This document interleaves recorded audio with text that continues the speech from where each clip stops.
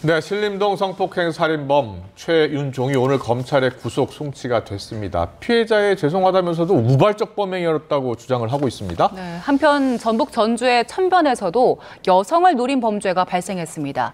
치안 사각지대를 줄일 실효성 있는 대책은 무엇인지 전문가와 짚어보겠습니다. 이수정 경기대 범죄심리학과 교수와 분석해보겠습니다. 어서 오세요. 네, 어서 오십시오. 예. 네. 자, 30살 최윤종, 신상이 다 공개가 됐습니다. 네. 그리고 오늘 이제 마스크도 벗고 검찰에 송치되는 화면 저희가 보여드렸는데, 그 송치되는 장면에서 무엇을 보셨습니까? 네, 뭐 처음에 예. 이제 카메라 앞에 딱 들어서는 순간에 뭔가 이렇게 탄식하는 또는 뭐 감탄하는 이런 그 어떤 목소리가 기억이 나요. 약간 뽕뽕을 보더라고요. 네, 네, 그게 좀 특이하다. 왜냐하면 보통 잘못한 사람, 내가 정말 큰 죄를 지었구나 이렇게 생각하는 사람들은 카메라 프레시가 터지는 순간에 고개를 돌리거나 고개를 숙이거든요. 그런데 이 사람은 고개를 빳빳이 들고 본인의 할 말을 마이크 들이대니까 저렇게 술술 하는 게 자기가 얼마나 큰 죄를 지었는지 통찰이 있는지 모르겠다 이 생각이 좀 들었어요. 지금 저 화면이 아니고 직전 화면이 그랬다는 말씀이시죠? 네. 바로 나올 때 보통 취재진을 보고서 뭐 이렇게 깜짝 놀래면 피해자들은 보통 고개를 숙이잖아요. 그렇죠. 피하죠. 근데 이 사람 별로 피하는 모습이 아니어서 좀 특이하다. 특이하다. 특이하는 정도가 아닌 것 같은데요. 특이하다라고 이제 생각을 하는 이유는 이 전반적인 상황에 대한 이해도가 지금 저 모습이죠. 지금 약간 뭔가 가벼운 느낌을 지우기가 어려워요. 그렇네요. 네, 그러다 보니까 지금 이 전반적인 상황에 대해서 제대로 지금 뭐 경각심을 갖고 있는지를 잘 모르겠습니다. 큰 잘못을 저지른 사람의 표정은 아니다. 네, 좀 잘 모르고 있는 것 같다는 생각을 지우기 어려워요. 상황의 심각성을 전혀 인지하지 못하고 있는 모습이었고요. 오늘 그 검찰에 송치되는 과정에서 기자들 질문을 했잖아요. 그런데 범행 왜 저질렀나 물어보니까 우발적이었다라고 얘기를 하고 언제부터 범행 계획했냐 이랬더니 또 이것도 잘 모르겠다 이런 식으로 얘기하면서 우발성을 계속해서 강조하더라고요. 네, 뭐 그 얘기가 하고 싶었는지 그러니까 마이크를 들이대자마자 지금 저렇게 이야기를 하는데 저에게는 아마 수사 과정 중에 이제 죽일 생각이 있었느냐가 주요한 질문의 핵심이었던 것 같고요. 그리고는 사실은 지금 목을 졸랐습니다, 이 사람이. 뭐 너클로 때리기만 한 게 아니에요. 처음에는 너클로 때렸다라고 했는데 목 졸랐다는 얘기를 안 했었잖아요. 네, 근데 이제 부검 결과 목을 조른 흔적이 있어서 결국 이제 사망의 이유가 이제 결국은 숨을 못 쉬어서 그래서 저산소성 뇌손상이다 이렇게 되는 거거든요. 그러니까 경부 압박을 할 때 그 결과가 일반적으로 보통 사람 같으면 죽을 수도 있다는 생각을 하고 목을 조르는 거 아닙니까? 그렇기 때문에 지금 다 알만한 사람이 지금 저렇게까지 우발적이라고 주장을 하는 데는 뭐 결국은 살인의 고의는 나는 없었다 이런 얘기를 하기 위해서 그래서 우발이다라고 계속 주장하는 것 같아요. 그런데 처음에 범행 그 현장에서 너클을 가지고 있었던 것, 두 개나 가지고 있었던 것도 있었고 검색 기록을 보니까 또 여러 가지 그 우발적이지 않고 이건 계획했다라는 걸 알 수 있는 지점들이 좀 있었잖아요. 네, 뭐 지금 검색한 기록을 보면 뭐 여러 가지 이제 그 사건 사고에 대해서 다 검색을 했었고요. 성범죄에 대해서도 검색을 했었고 그리고는 몇 달 전에 물론 뭐 이 그 묻지마 살인 사건들, 그 이상동기 살인 사건들이 터지기 전에 너클을 구매하기는 했었어요. 그렇긴 한데 어쨌든 그 사이에 이제 뭐 여러 가지 사건들이 발생했고 그거를 또 이제 검색도 했고 그렇기 때문에 지금 그리고는 지금 등산로는 본인이 알고 있던 장소였고 인적이 좀 드문 장소에 그리고는 이제 뭐 신림역 사건이나 서현역 사건처럼 아직은 밤 시간이 아닌 때에 결국은 너클을 준비한 너클을 모두 이제 소지하고 저 장소로 간 데는 그리고는 어슬렁어슬렁 피해자를 물색하는 저 CCTV의 장면은 저게 지금 계획이 아니고서는 우발적으로 우연히 여성을 만난 건 아니잖아요. 그러니까 틀림없이 우발 범죄는 아닌 것으로 보이는데 지금 뭐 수사 단계에서 살인의 고의를 가지고 다투다 보니까 지금 저렇게 터무니없는 주장을 하고 있는 게 아닌가 그런 생각이 듭니다. 네, 뭐 죄송하다고 했는데 전혀 죄송할 모습이 아니고요. 그렇습니다. 그 검색어 보니까 너클 말고도 공연 음란죄 등도 검색한 것으로 나오더라고요. 네. 뭐 그 이유는 지금 정확하게는 알려져 있지 않지만 이 사람의 이제 그 8년 전에 한 번 수면 위로 떠올랐었고요, 군대에서. 탈영한 적이 있다면서요? 그렇습니다. 그리고 나서 이번이 이제 사실은 그 사이에 전과가 딱히 있지 아니하다 보니까 지금 그 사이에 혹시 유죄 판결은 아니어도 어떤 혐의를 줄 만한 어떤 잘못된 행위, 불법 행위가 있었는지 공연 음란죄라는 건 우리가 흔히 아시지만 바바리맨 행위 같은 걸 하면 공연 음란죄가 적용이 돼요. 그래서 혹시라도 뭐 그런 부분에서 이 사람이 뭔가 문제 행동이 있지는 않았을까 하는 대목이 좀 더 수사를 조사를 해야 되는 그런 과정이 아닌가. 왜 터무니없이 저런 그 어려운 어휘를 검색을 했을까 하는 부분은 그냥 우연이다라고 보긴 좀 어렵지 않겠느냐 하는 생각이 듭니다.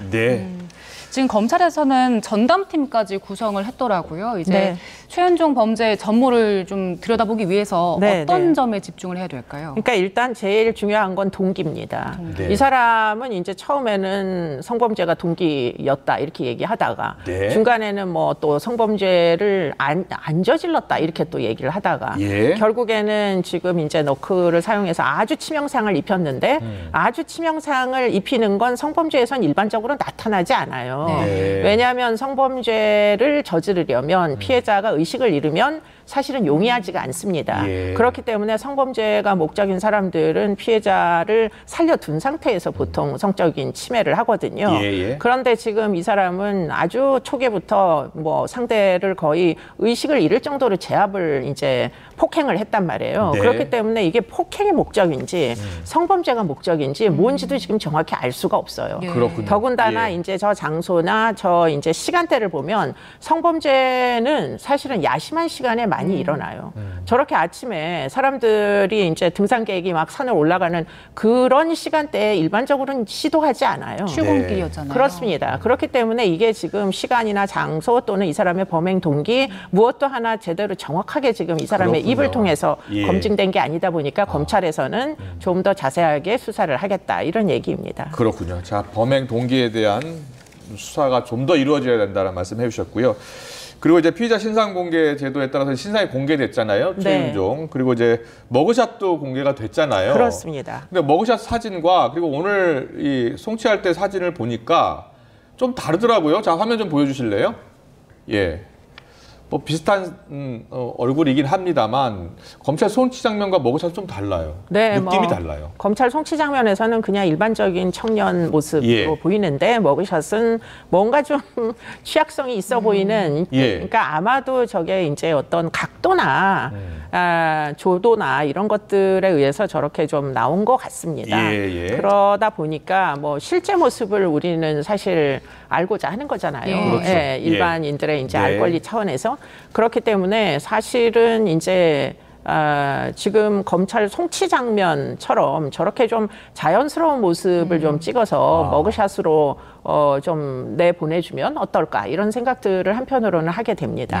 해외 머그샷 보면은 정면에서도 찍고 측면에서도 찍고 그렇게 하잖아요. 여러 측면에서 이제 여러 각도에서 찍어가지고 이 사람의 현재 모습이 어떤지 이런 것들을 언론에 보도를 합니다. 근데 우리 경우에는 아주 제한적으로만 지금 제한된 사람에게만 머그샷을 찍어서 공개를 할지 안 할지 또 따로 또 심사를 하기 때문에 지금 외국의 경우처럼 불법 행위를 하면 머그샷을 모두 찍고 그리고는 이제 대통령 그렇습니다. 뭐 다 공개를 하지 않습니까? 그렇기 때문에 심지어는 전직 대통령까지도 공개를 하는데 우리는 어떻게 이렇게 엄격하게 이제 신상 공개를 심사하는지 그 부분이 적합한지 고민을 좀 해봐야 될 때가 아닌가 싶습니다. 신상 공개 제도 특히 머그샷 공개 관련해서 지금 뭐 법안이 발의된 것으로 알고 있고요.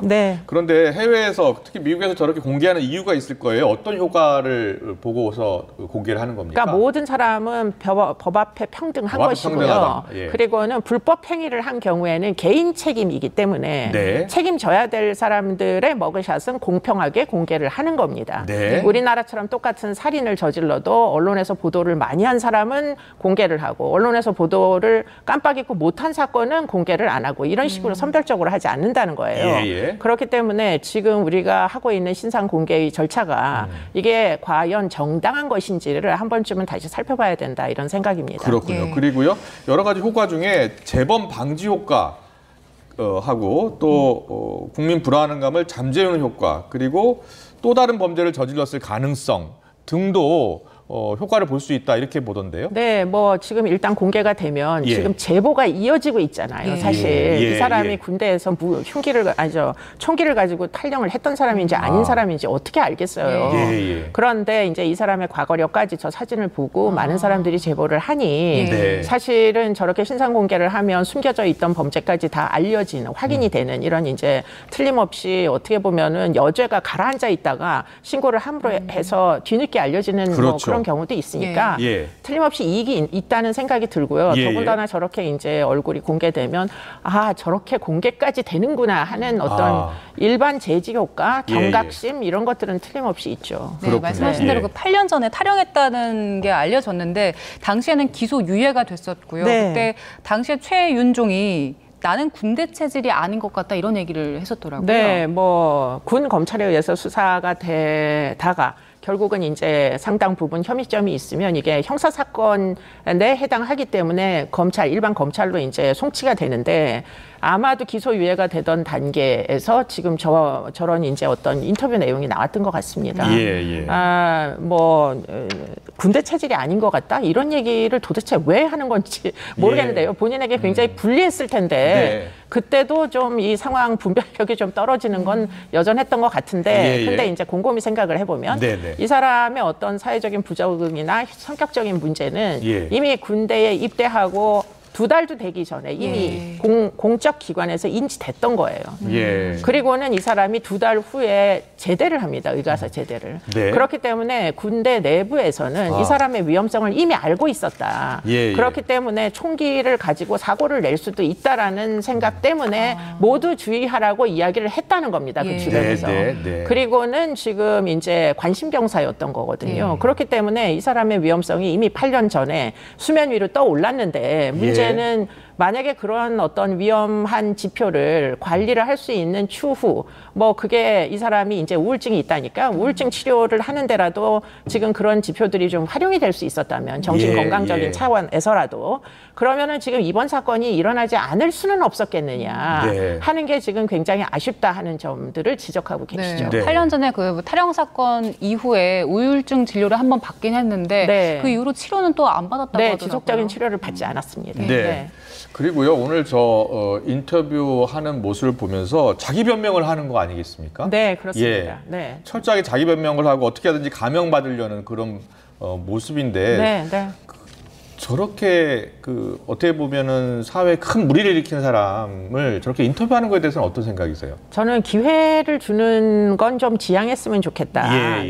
얼굴 공개까지 하고 뭐 기자들이 가서 카메라를 찍고 기사화하는 거는 저는 그것까지는 크게 문제가 안 되는데 마이크를 주고 말하는 기회를 주는 거 이거는 사실 좀 피해자 측에서 보면 지금 이 뭐 여자 교사가 아침에 출근하다가 이제 사망한 거잖아요. 유가족이 보면 저 사람의 지금 뭐 내용이 얼마나 화가 격분하시겠습니까?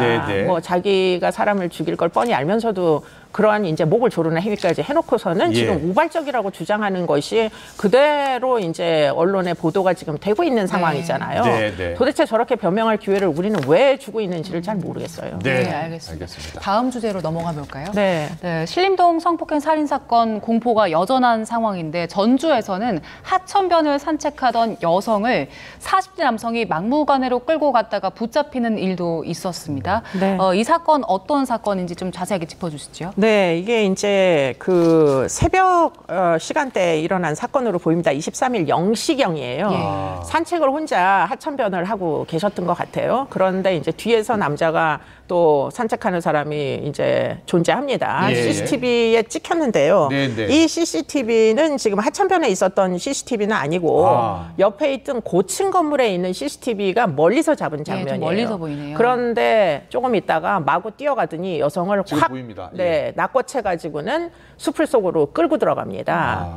마치 사냥하듯이. 예. 네. 그래서 당시에 이제 초기에는 경찰이 이거를 신체적 접촉이 있었으므로 강제 추행 혐의로다가 입건을 했는데 뭐 지금 죄명 변경하여 강간 미수로 아마 변경을 한 것으로 알고 있습니다. 저 장면을 보니까요 얼마나 무서웠을까요? 예. 네, 뭐 이루 말할 수 없이. 네. 그런데 주변에 CCTV가 없다는 점. 네. 다시 한번 주목을 해야 되고 전국에 있는 산책로 한번 더 점검해야 될 것 같고 특히 지난번 출연하셔서 밤에 산책할 때는 꼭 2명 이상 가야 된다는 말씀 해주셨잖아요. 맞습니다. 네, 지금 저렇게 가로등도 없잖아요. 저 하천변은. 저런 이제 하천변을 산책하실 때는 꼭 두 분 이상씩 같이 다니시는 게 좋겠습니다. 네. 일단 전주에서는 그 산책길에 조명을 좀 설치해서 치안 사각지를 줄이겠다 이런 계획을 발표했는데 조명 설치한다고 좀 실효성이 있겠습니까? 근데 이제 뭐 범죄 예방 환경 설계 같은 경우에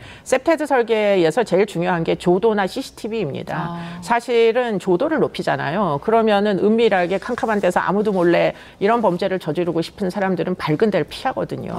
그렇기 때문에 조도를 높이는 건 매우 중요합니다. 그래서 지금 전국의 하천변에 지금 사실은 다 정돈을 해가지고 저렇게 산책로 있는 곳이 굉장히 많잖아요. 도심 인근에. 다 좀 조도를 높이시는 노력은 충분히 해볼 수 있을 걸로 보입니다. 네. 지금 경찰이 총동원해서 순찰도 돌고 있다고 하는데 또 범죄가 발생했습니다. 좀 대책을 더 강화해야 될 것 같고요. 또 이 혐의자 이 씨 제정신이 아닌 상태였다. 또 성폭행 의도는 없었다라고 또 혐의를 부인하고 있네요. 근데 이제 그게 사실은 받아들여질 수가 없는 게 아마도 이 사람의 이제 혐의를 강제추행해서 이제 강간 미수로 변경한 데는 아마도 이제 과거력이 있었던 걸로 보입니다. 네, 그래서 뭐 동종이나 혹은 유사 전력이 있기 때문에 아마 그걸 근거로 해서 이 사람의 저 당시의 행위에 대한 의도를 아마도 강간이었을 거다 이렇게 이제 혐의 변경을 한 것으로 보이고요. 그리고는 뭐 그 외에도 이 사람이 그 전 전력에서 알려진 여러 가지 취약 요인들이 있어서 지금 그것들을 토대로 해서 지금 이번에 일어난 이런 정말 터무니없는 뭐 저런 공격 행위 저 부분의 의도에 대해서 다시 수사를 하고 있는 중인 것으로 알고 있습니다. 아니 우리 국민들 안전하게 산책할 권리도 있고 그렇습니다. 그렇지 않습니까? 네, 맞습니다. 네, 범죄자의 인권 보호가 지금 중요한 게 아니고 그렇습니다. 뭐 일반인들의 정말 자유권이 제대로 이제 뭐 적용될 수 있게 좀 안전을 도모해 주셨으면 좋겠습니다. 네. 알겠습니다. 자, 이번에 다음 사건 짚어보겠습니다.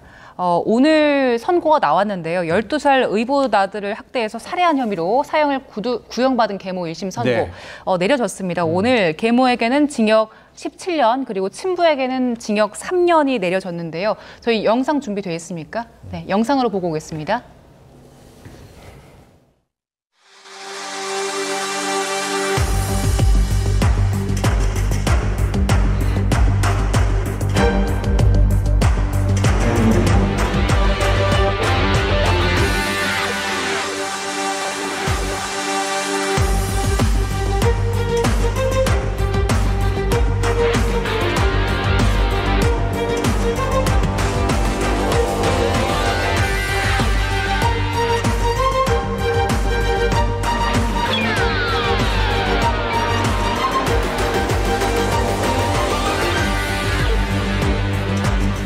아이에게 미안한 마음은 없으세요? 아이에게 사죄하는 마음뿐입니다. 아이를 학교가 큰 데는 어떻게 했습니까? 너무 좋습니다.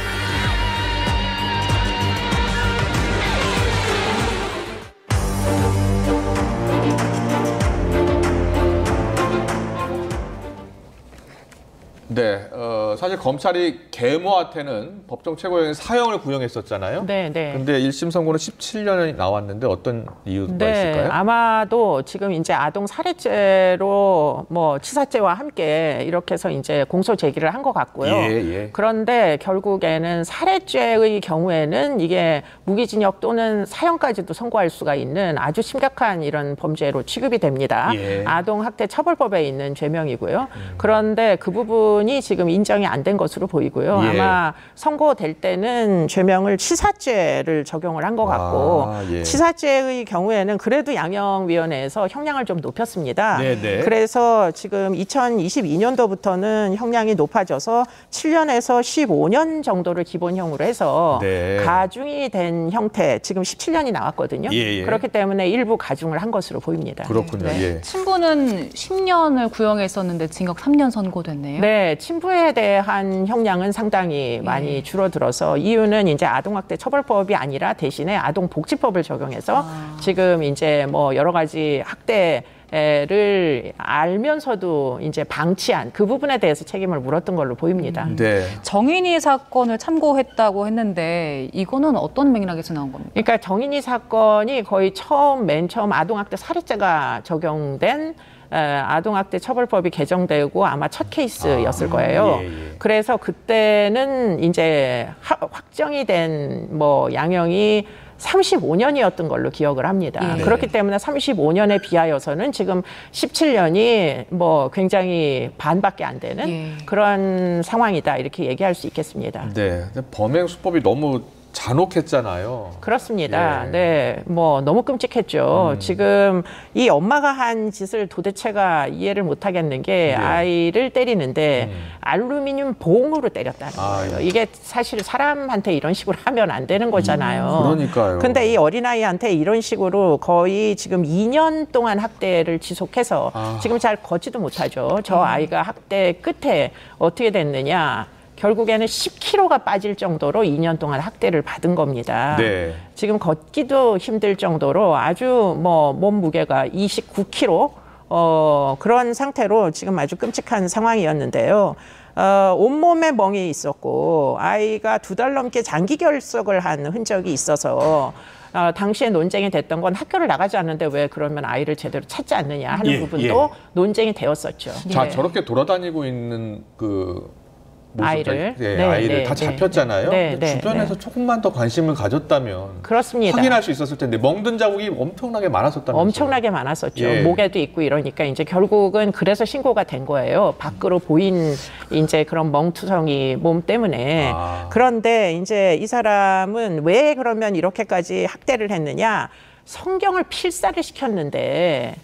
이게 성경을 지금 필사시켰다고요? 성경을 필사시켰는데 애가 제대로 쓰지를 않아서 학대를 하게 된 경위다 이렇게 설명을 했다는 거예요. 야.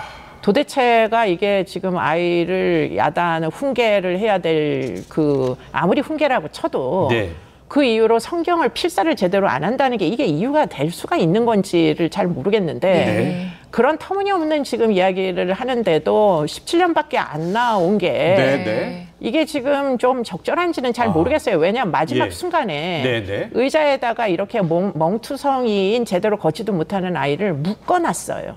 16시간 네, 커튼 끈으로 묶어놨어요. 묶어놓으면은 혈액순환이 안 돼서 당연히 쇼크가 옵니다. 정신을 잃어요. 그렇기 때문에 이러다가 죽을 수도 있겠구나라는 생각을 아마 합리적인 사고를 하는 인간 같으면은 충분히 추정했을 겁니다. 이러다 정말 큰일 나지. 이런 생각을 아마 했을 거예요. 근데 지금 살인의 고의, 미필적 고의도 인정이 안 된 판결입니다. 네, 이제 1심 판결이니까요.